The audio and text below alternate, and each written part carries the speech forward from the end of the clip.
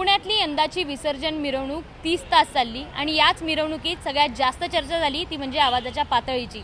सदाशिवपेठ, नारायणपेठ, लक्ष्मी रस्ता या सगळ्या रस्त्यांवर सगळ्यात जास्त आत्तापर्यंतची 20 वर्षातली सगळ्यात जास्त आवाजाची पातळी नोंदवल्या गेली आणि याच आवाजाच्या पातळीमुळे अनेकांना त्राससुद्धा सहन करावा लागला। मात्र हे सगळं कुठेतरी थांबू शकतं का? डीजेचा आवाज कुठेतरी बंद होणार आहे का?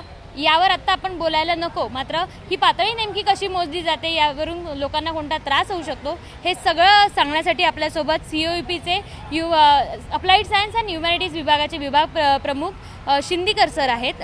सर, तुमचं स्वागत आहे ABP माझामध्ये। यंदाची आवाजाची पातळी विसर्जन मिरवणुकीच्या दिवशी नेमकी किती होती? पुण्यातले गणपती उत्सव हा जसा जागतिक एक उत्सुकतेचा आणि कौतुकाचा विषय, तशीच विसर्जन मिरवणूक सुमारे बेलबाग चौक ते खंडूजी बाबा चौक या पूर्ण भागात 10 चौकांमध्ये आपण गेली 23 वर्ष हे ध्वनी पातळीचं मापन करतोय आणि त्यात आपण अगदी योग्य उल्लेख केल्याप्रमाणे सर्वाधिक ध्वनीची पातळी यावर्षी आढळून आली आणि या सगळ्या वाढलेल्या आवाजाचा त्रास प्रत्येकाच्या आरोग्याला होतोच।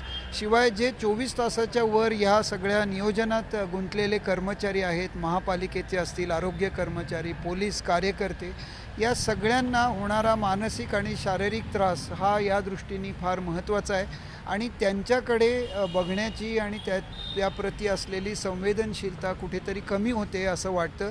एका बाजूला डीजेचा दणदणाट आहे, एका बाजूला पारंपरिक वाद्यमेळ आहे। दोन्हीकडनं येणारा आवाज हा साधारण आपला 60 ते 70 डेसिबल्सपर्यंतचा सुसह्य म्हणता येईल या नवीन सगळ्या रचनेत, पण हा त्याच्या दुप्पट म्हणजे 120पर्यंत कालच्या मिरवणुकीत पोचलेला दिसला, जे की अति धोकादायक आहे आणि मला वाटतं आपण सगळ्यांनी मिळून एक समाजाचा एक भाग म्हणून याकडे गांभीर्याने पाहायला हवं। केवळ नियम करून ही गोष्ट सुटणारी नाही, तर आपल्यापैकी प्रत्येकाने यासाठी एक जाणीवपूर्वक प्रयत्न केले पाहिजेत। या संपूर्ण लक्ष्मी रस्त्यावर आपण बघितले तर 6 ही मॅटर्निटी होम्स आहेत, वेगवेगळे हॉस्पिटल्स आहेत।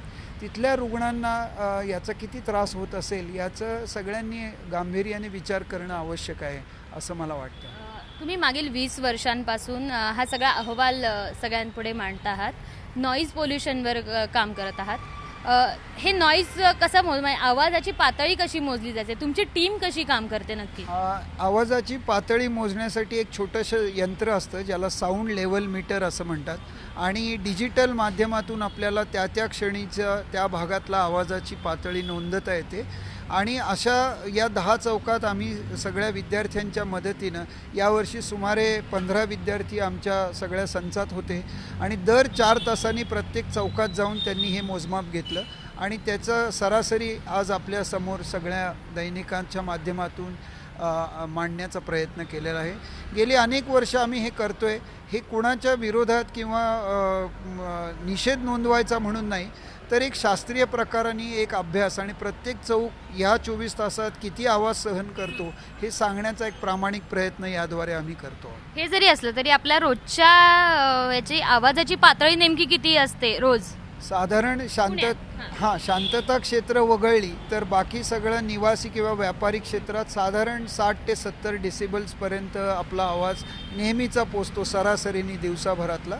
पण त्यातही वाहनांचे आवाज आहेत, वेगवेगळी आता मेट्रोसारखी कामं होत आहेत, त्यामुळे निर्माण होणारे आवाज आहेत, त्यामुळे थोडीशी पातळी वाढू शकते, पण साधारण आपल्या कानाला सुसह्य म्हणजे 55 ते 60 डेसिबल्सपर्यंतचा आवाज असतो।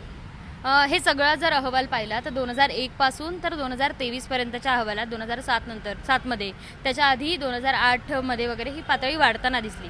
मात्र 2022 आणि 2023 मध्ये सारखी पातळी दिसली। कुठेतरी डीजे कमी झाले असावेत किंवा याचं काय हे असू शकते दोन्ही, किंवा या वर्षीच्या आणि मागच्या वर्षीच्या मिरवणुकांमध्ये तुम्ही जेव्हा ही आवाजाची पातळी मोजत होता तेव्हा काय निरीक्षण आढळली? साधारण आपण पाहिलं तर एक 4 वाजल्यानंतर थोडंसं संध्याकाळ झाल्यानंतर डीजे आणि प्रकाश योजना असलेल्या गणपतींची संख्या वाढते आणि मग त्यानुसार आवाजाची पातळी वाढते। सुदैवाने रात्री 12 ते सकाळी 6 ह्या कालावधी दरम्यान एक मर्यादा उच्च न्यायालयाने ठरवून दिल्यामुळे या कालावधीत बराचसा आवाज कमी होतो, पण पुन्हा 6 नंतर या मर्यादा शिथिल झाल्यावर पुन्हा आपल्याला त्याच पातळीवर पोचावं लागतं आणि याचा कुठेतरी साकल्याने सगळ्यांनी विचार करायची वेळ आलेली आहे असं मला वाटतं. आता डीजेमुळे पुण्यात एकाचा जीव गेला, सांगलीत 2 जण गेले. पुण्यातली संख्या वाढायची शक्यता असू शकते, कारण त्या दिवशी अनेकांना त्रास झाला या डीजेचा, त्या दंडनाचा, अनेकांना धडकी भरली. यावर नेमके उपाय काय असू शकतात, तुम्ही काय सुचवाल? मिरवणूक गणपती बाप्पाचं आपण वर्णन बघितलं तर त्याचं कान मोठं आहे की सगळं ऐकण्याची श्रवणाची शक्ती प्रत्येकाच्या अंगी यावी असं त्याचं द्योतक आहे. परंतु ह्या इतक्या आवाजात मला वाटतं गणपती बाप्पांनाही कुठेतरी वाटत असेल की आपले कान लहान असते तर बरं झालं असतं.